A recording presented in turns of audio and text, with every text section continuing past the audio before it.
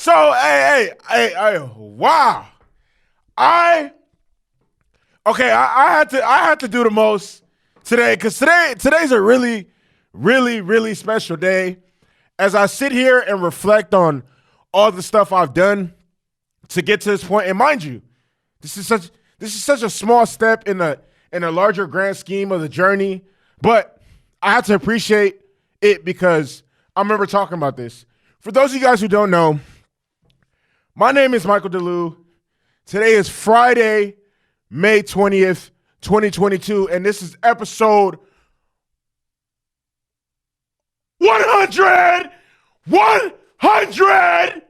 of PullUpDaTape, all right? And I've been talking about this shit for a long time because when I first started this shit, I always judged myself by, okay, when I get to this, I'm going to ramp this shit up. I'm going to make a lot of changes. I'm going to go even harder, be more consistent, and all the above. So I'm finally here, and I'm really excited because this is only the beginning of, like, I can't wait to get to 200, 300, 400, 500. I can't wait to get to episode 1,000 of this podcast, all right? I put my blood, sweat, and tears into this shit. I love this shit. Like, I want to do this for the rest of my life. And I'm just happy and proud to say that at this point in my podcast and my journey that, you know, I actually have consistent people watching. You feel me? It's not thousands of people yet, but I know that there's people who fuck with what I have to say, like what I do, enjoy listening to my voice, and hear me talk about what I talk about. So with that being said, I want to thank every single last person that has supported me and helped me get to this point. I also want to thank every single nigga that tried to stop me, bitch-ass niggas that hated on me, the bitch-ass niggas that trashed my studio, the bitch-ass niggas that stole my laptop out of my fucking car, every bitch-ass hating-ass nigga that tried to stop me and don't want to see me win, thank you very much. I'm going to keep winning. I'm going to keep shining, and all you niggas can suck my dick, nigga. And to everybody supporting, keep supporting. We gonna keep running this bitch up. I appreciate every single person that has reached out to me and told me that they fuck with what I'm doing in the past year. I genuinely appreciate that shit. I'm one of the most humblest niggas ever. No matter how big I get with this shit, I'm gonna get hella fucking famous with this shit. I'm still the same young nigga from Lagos, Nigeria that's just even proud to be out here chasing my fucking dreams. With that being said, let's politic. Let's get right into this shit, nigga. On the dead homies, hey, long live my brother. All right, with that being said, the Boston Celtics defeated the Miami Heat yesterday, 127-102. And now at this point in the playoffs, the Boston Celtics are 4-0 when coming off a loss. They have not lost back-to-back games since the regular fucking season. Okay? And to be 100, to simplify this shit, because that's my mantra and that's my go-to. I try to simplify things in the most easiest way possible so the people that don't even understand the X's and O's will understand exactly what happened. Simply put, Boston trigger happy.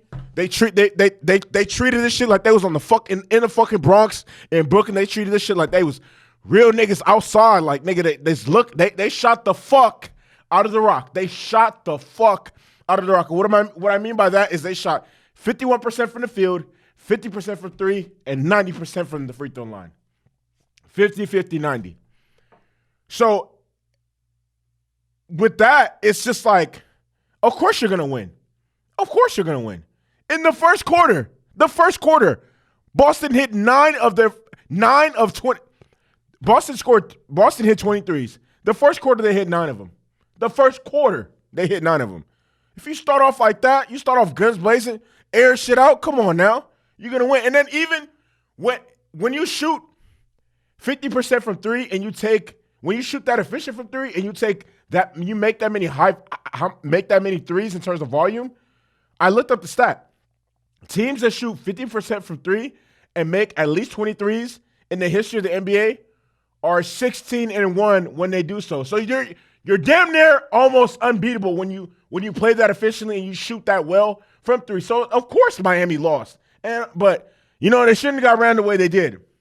Marcus Smart returned and damn, like I was watching the game like, wow, he is actually, I knew he was integral part of the team, specifically on the defensive end. But I didn't realize that his presence was going to lead to that many high efficient shots.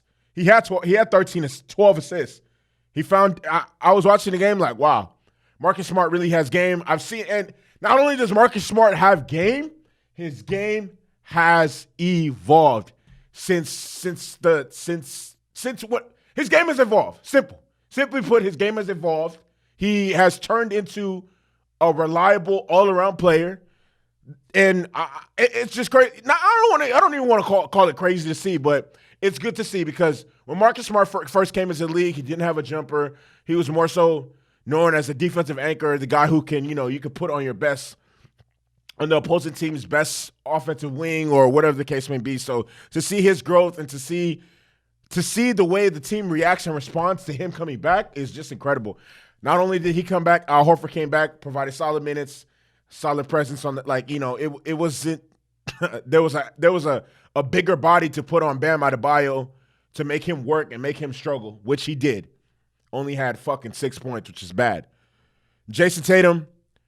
Oh, let me get to Marcus Smart box score. He had damn near almost had a triple-double, 24 points, 12 assists, 9 rebounds. He was one rebound away from a triple-double. Jason Tatum poured in 27 points. Jaylen Brown poured in 27 points. Grant Williams had a solid game. Peyton Pritchard had a solid game, man. Top to bottom, honestly, the Celtics are the better team. Top to bottom, the Celtics are the better team in terms of scoring and defensively, but the Heat still have Jimmy Butler, and with Jimmy Butler and the way he's been going crazy, they will have a chance. This is going to be a 6 or 7 game series. I don't want anyone to get too high or get too low because at the end of the day, it is a playoff series. I feel like a lot of people, when it comes to shit like this, have recency bias and, get caught up in the moment and the spur of the moment and wherever the case may be, because that's not necessarily no. That's in the playoffs, it doesn't matter if you win by 10 or win by 50. It is still one win. It's still one win. And same goes the same for a loss. If you lose by 50 or lose by 1, it is still one loss, okay? The series is evened up 1-1, okay? It's not unheard of for Miami. I wouldn't come as a surprise if Miami wins the next game or wins game 4 and then it comes back and it's split 2-2. Let's not get ahead of ourselves because I've seen some people in the media talk, oh, this series is over. No, because truthfully, I'm gonna get into Miami real quick. Truthfully, Jimmy Butler had a good game, but it was obvious that this game he had to work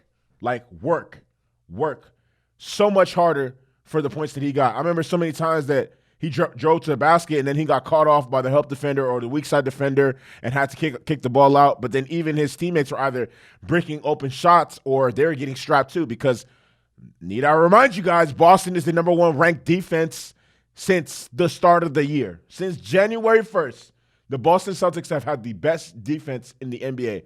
We're going on almost 6 months. So we're at 5.5 months that's been the case. So Boston stayed at home, and and then having Marcus Smart and Al Horford back in the rotation, it's going to do wonders for their defense. So I'm not going to say I expected a W, but I expected either a closely contested game or Boston to win the game,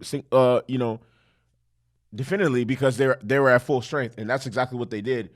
Even though Boston turned up the pressure defensively, Jimmy still scored 29 points. He went 11 of 18 from the field, pretty efficient. And, other than himself, there wasn't really any big scoring outputs by anyone on the Heat. Gabe Vincent and Victor Oladipo, my Nigerian brothers, both had 14 points. Tyler Hero got strapped, only had 11, which is like 7 points short of his season average. And to be honest, I'm gonna keep it a thou wow. I'm gonna keep it 1,000%. The energy and effort from the Heat just wasn't there last night. And the saving grace is for the Heat is that they could bank on the Celtics not being able to replicate the crazy shooting that they did in game 2.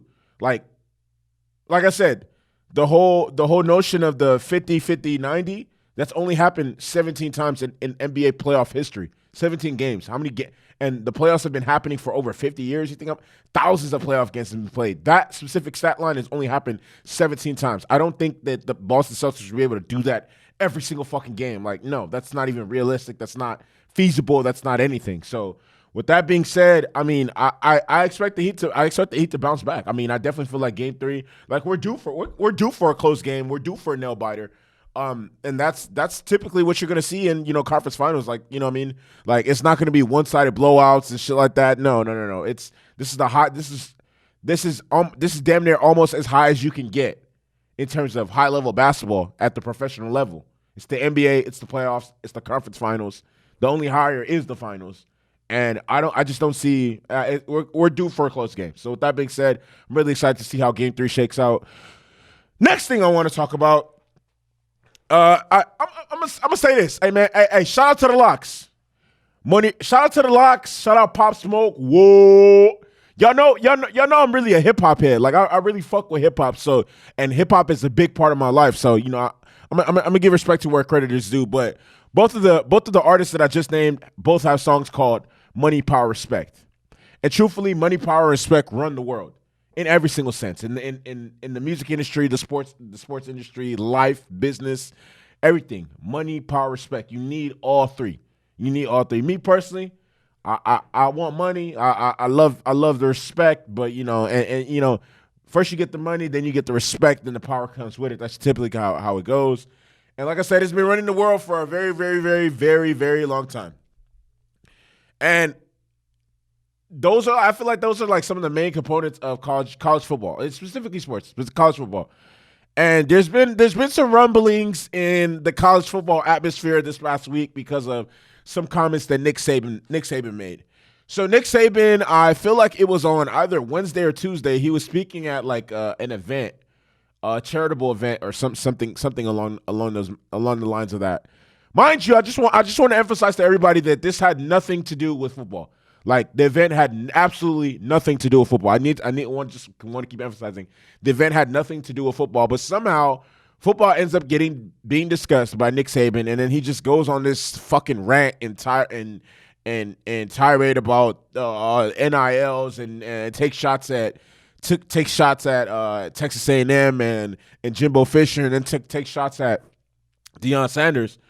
But to give some context and perspective, so the past 2 years, 2021 and 2022, Texas A&M finished with the number one recruiting class in college sports. So they were ranked number one in 2021. They were ranked number one in 2022, beating out Alabama both times. And Nick Saban comes out and says that Texas A&M bought every player on their team, made a deal for name, image, and likeness. We didn't buy one player. Oh, okay. And I heard that, and I'm like, okay, and the fuck? Then also added that Jackson State paid Travis Hunter, who was the number one overall recruit, receiver in the corner, $1 million to attend their school. And I said, okay. Now, this sounds weird, but I guess, hey, it is what it is. It's kind of odd that this is coming from Nick Saban, I guess. I don't know what to say. Because but Jimbo Fisher ended up responding and saying, look, hold on, hey, Jimbo Fisher was like, look, homeboy. Mind you, Jimbo Fisher was an assistant for Nick Saban. He said, look, homeboy, at a press conference, go dig into his past or anybody that's ever coached with him. This man is despicable. And I was thinking the exact same thing. First of all, let me be the first to say that some of the shit that Nick Saban said just was so fucking asinine and stupid. Like I can't even, like, it might have been some of the dumbest shit I've heard in a very long time. And mind you, a lot of my homies, like I said, when I say this might have been the dumbest shit I've heard in a long time, mind you, I'm one of those dudes where a lot of my homies call me to politic on female problems, like, yo, like, me and my girl got into this argument, this is what she said, and they tell me a lot of the stupid shit that their girlfriends tell them, and the women they're dealing with in their lives tell them. But this, by far, is one of the dumbest things I've heard all year. First of all, Nick Saban, you have been the head coach at Alabama since I was in high school. That's over 10 years. I can't even count how many times Alabama has had the number one recruiting class consecutively over and over again. But like in the past 10 years, Alabama probably has like 7, and Clemson or Ohio State or another one of the schools that probably has 1 each. So the idea that he's complaining about, oh, they got better play. Oh my God. The past 2 years you weren't the number, and not only were they weren't number 1, but they were number fucking 2. So what the fuck, like, what are you complaining about? And then he's talking about, oh, name, image, they're making deals and whatever the case may be. You can fucking do that. You were Nick Saban, you mean to tell me you didn't cough up money for any fucking recruit in the past 10 years? Stop the fucking whining. This nigga is 70 years old acting like a 13-year-old girl that just started her fucking period. I'm not saying that it's the first. I'm saying the first day ever that she started her menstrual cycle in her life. That's what the fuck you sound like. Shut the fuck up, you pussy-ass nigga. You are 70 years old acting like a fucking high school bitch. Come on now. Please, let's not do this. Let's not do this. That's one thing I don't like. And it just seems like, damn. Nick Saban and some of these coaches have an issue with the whole NIL deal. Like, why? You guys, college football is a $1 billion corporation that makes hella money, and just last year they started splitting the pie with players. Just last year they started splitting the pie with players, and that takes away a bit of the power from the head coaches because, oh damn, now I can't talk to this 18-year-old nigga like he's nothing or like he's replaceable because he actually brings value to the team and he gets paid accordingly. And if I don't respect him, he can take his talents somewhere else and he can just play there. Like, there's the days of being able to sun some of these kids and actually like they hold these kids' power in these kids' future in the power of their hands. It's gone. It's gone. These kids are getting paid now. I can pull up to practice in a fucking Lambo. These dudes with NILs, they know what it is, man. And it's an evolving game. It is what it is. Get with it or get left, nigga. Shut the fuck up with this complaining like you didn't play player. Mind you, what do you mean you didn't pay players? What do you mean? Your quarterback is the highest paid NIL. The quarterback of your team, Bryce Young, is the highest paid NIL athlete in college football. What are you talking about? Speak on that. Speak on that. What are you talking about? What are you talking about? This shit don't make no fucking sense. Like, what? Like, it seems like now Nick Saban is just mad because, the fact that NIL is now evening out the playing field. Think about it. Who the fuck, if the University of Alabama wasn't you, who the fuck would ever, like, what does Alabama as a state have to offer anyone? What does the state of Alabama have to offer anyone? Think about it. Why else would anyone fucking go to Alabama? Get the fuck out of here. Come on now.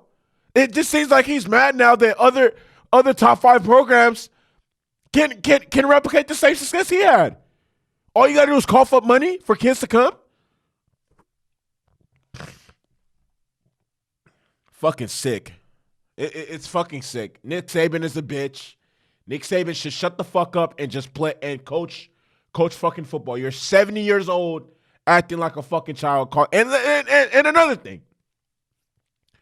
Nick Saban truthfully on God in heaven. Nick Saban truthfully on God in heaven. There is no way that Jackson fucking State could afford to pay one kid $1 million to come play football for them. Ain't no fucking way, bruh. That is not the fucking case. That's not the fucking case at all. Like, I refuse to believe that shit. It's not possible. Ain't no way in hell it's ever going to be possible. Jackson State is not Alabama. Jackson State is not Clemson. Jackson State is not Oregon or USC. Ain't no fucking way, bruh, that they're paying a kid $1 million to attend their school. Stop it. You talking out your ass. That don't even make no fucking sense. And if you gonna speak, hey, come correct. Don't say dumb shit. That's one thing. That's one thing I can't tolerate. If you're gonna speak, please know what the fuck you are talking about. Please. That's all I ask. That's all I ask. With anyone I speak to, whether it's my mom, whether it's my homies, whether it's my future wife, the mother of my children, please. Or nigga, I'm politicking with on sport. Please know what the fuck you are talking about. That's all I ask. And I'm gonna get to my last topic of the day. So, hey.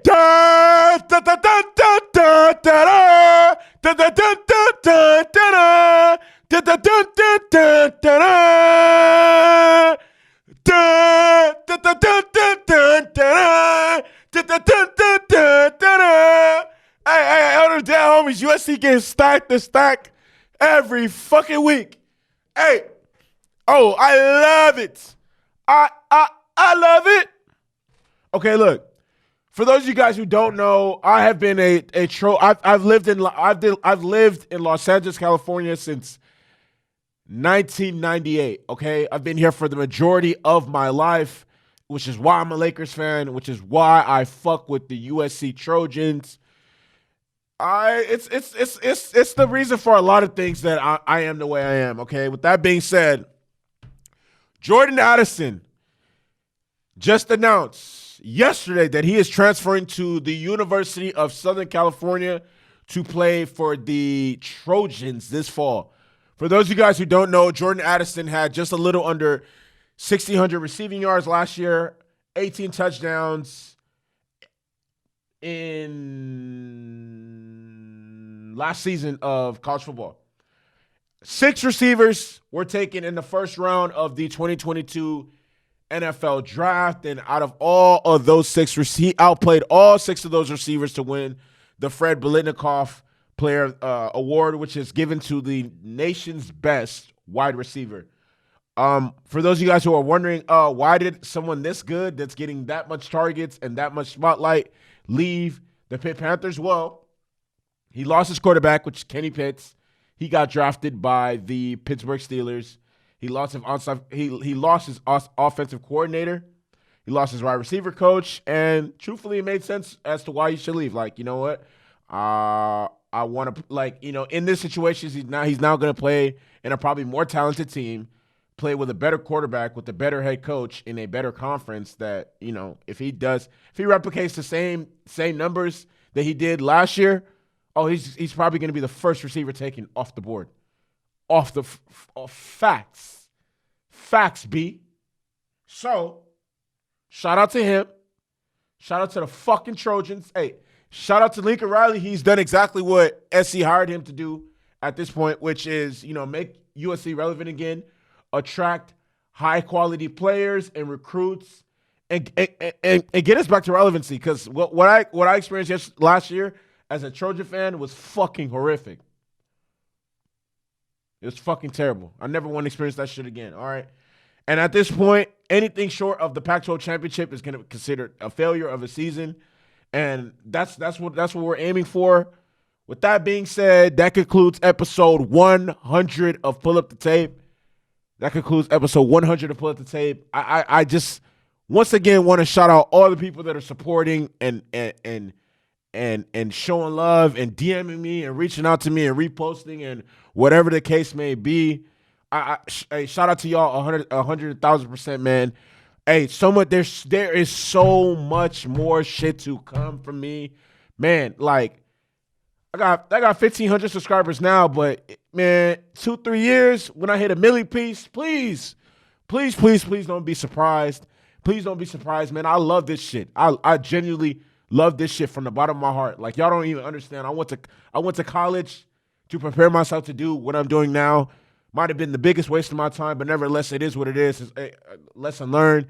With that being said, hey, y'all know how I'm ending every episode. Long live my brother. I miss you every single day. Long live Kobe. Long live Gigi. Long live Nip. Long live Pop. Whoa. Long live Mac Miller. Hey, free Chef G, free Pooh Shiesty. I'm out this bitch, nigga. Catch me on the flip side.